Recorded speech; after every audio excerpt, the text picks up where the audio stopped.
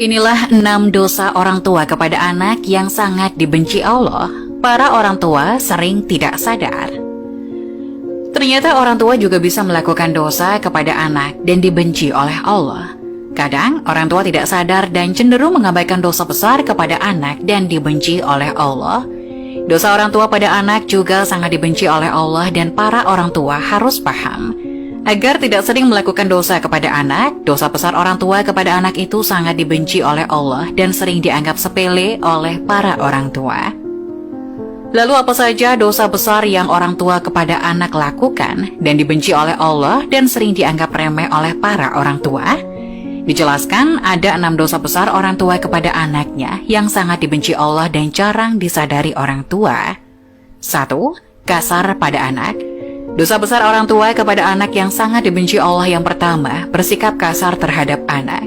Para orang tua jangan sampai memaki anak dengan sebutan buruk dan tidak sesuai dengan namanya. Hendaknya para orang tua menasihati anak dengan lemah lembut dan penuh kasih sayang. Rasulullah Shallallahu Alaihi Wasallam bersabda, "Sesungguhnya kalian akan dipanggil pada hari kiamat dengan nama-nama kalian dan nama ayah kalian. Maka perbaikilah nama kalian." Hadis riwayat Abu Dawud nomor 4297. 2. Pilih kasih terhadap anak. Sikap pilih kasih yang dilakukan orang tua kepada anak termasuk dosa besar yang sangat dibenci Allah. Para orang tua jangan sampai bersikap baik hanya kepada salah satu anak saja, sedangkan anak lainnya terabaikan. Dalam hadis sahih yang diriwayatkan oleh Imam Muslim dijelaskan bahwa Nu'man bin Bashir pernah bercerita, "Ayahku menginfakkan sebagian hartanya untukku. Ibuku Amrah bin Rawaha kemudian berkata, 'Saya tidak suka engkau melakukan hal itu,' sehingga menemui Rasulullah. Ayahku kemudian berangkat menemui Rasulullah Shallallahu Alaihi Wasallam sebagai saksi atas sedekah yang diberikan kepadaku. Rasulullah berkata kepadanya, 'Apakah engkau melakukan hal ini kepada seluruh anak-anakmu?' Ia berkata, 'Tidak.' Rasulullah berkata, 'Bertakwalah kepada Allah dan berlaku adillah kepada anak-anakmu.' Ayahku kemudian kembali dan menarik lagi sedekah itu." Hadis riwayat Muslim dalam kitab Al-Hibat, hadis nomor 3055. 3. Membanding-bandingkan anak. Kebiasaan orang tua terhadap anaknya yang dianggap sepele, padahal itu termasuk dosa besar dan sangat dibenci Allah. Para orang tua sering membanding-bandingkan anaknya. Sikap ini akan menimbulkan perasaan rendah diri pada anak yang lain.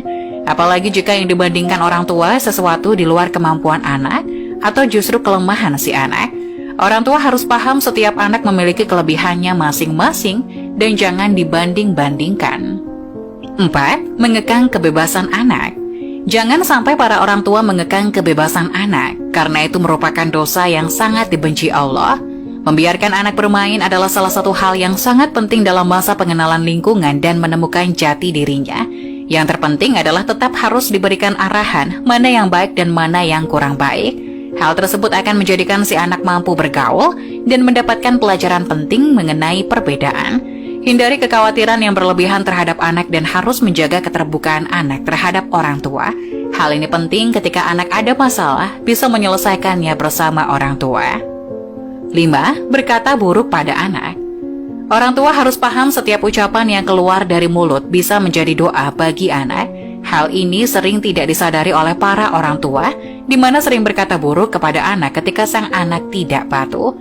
Abu Hurairah radhiyallahu anhu berkata, Rasulullah Shallallahu Alaihi Wasallam bersabda, "Ada 3 doa yang dikabulkan: doa orang yang dianiaya, doa musafir, doa keburukan orang tua atas anaknya." Hadis riwayat Tirmizi nomor 1828. Untuk itu pada saat menasihati anak akan lebih baik jika memberikan perumpamaan dan saran, lalu kembalikan kepada si anak supaya menentukan pilihan. 6. Tidak memberikan pendidikan kepada anak. Orang tua memiliki kewajiban untuk mendidik anak, bukan hanya pendidikan di sekolah, tapi juga pendidikan yang menyangkut segala aspek kehidupan.